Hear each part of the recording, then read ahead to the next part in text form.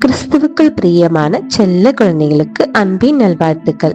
இன்று மே மாதம் 24ஆம் நாள். இன்று தேவன் உங்களோடு பேசுவதற்காக ஒரு விசேஷமான பரலோக மன்னாவை கொடுத்திருக்காங்க. இன்றைய மன்னா எபிரேயர் 12ஆம் அதிகாரம் 6ஆம் வசனம். கர்த்தர் எவனிடத்தில் அன்பு கூறுகிறாரோ அவனை அவர் சிச்சித்து. அன்பு குழந்தைகளே, தேவனோ இயேசுவோ அல்லது பரிசுத்த தூதர்களோ ஒருபொழுதும் தவறு செய்வதில்லை. ஆனா இந்த பூமியில் வாழ்ந்த மற்ற எல்லா மனிதர்களும் தவறுகள் செய்கிறார்கள். தேவன் மீது அன்பு வைத்திருக்கும் பிள்ளைகள் தாங்கள் ஏதேனும் தவறு செய்யும் போது அதுக்காக வருத்தப்படுவார்கள். மேலும் அவர்கள் அடுத்த முறை இன்னும் சரியாக செய்ய முயற்சி செய்வார்கள்.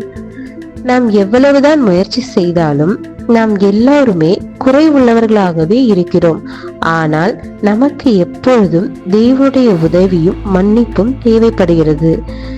நாம் நம்முடைய முழு முயற்சியை செய்துவிட்டு அவரிடம் ஜெபத்தோடு மன்னிப்பு கேட்கும் போது தேவன் நமக்கு உதவ எப்போதுமே தயாராக இருக்காங்க. எனவே அன்பு செல்வங்களே, தேவன் நம்மை திருத்தும் போது வருத்தப்படாதீங்க. அவர் நம் மீது அன்பு வைத்திருப்பதால் தான் நம்ம சரியான வழியில நடத்துகிறார். நாம் எப்பொழுதும் அவரிடம் உதவி கேட்டு அவருக்கு பிரியமான பிள்ளைகளாக வளர முயற்சி செய்வோம். செல்ல குழந்தைகளே, இந்த மன்னாவை இன்னும் தெளிவா புரிஞ்சிக்க உங்க பைபிளை எடுத்து வெளிப்படுத்துதல் 3ஆம் அதிகாரம் 19ஆம் வசனத்தை வாசிங்க.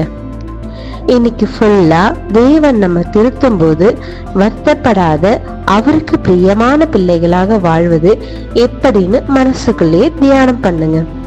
ஓகே குட்டீஸ், இன்னைக்கு இந்த மன்னாவோட சந்தோஷமா இருங்க.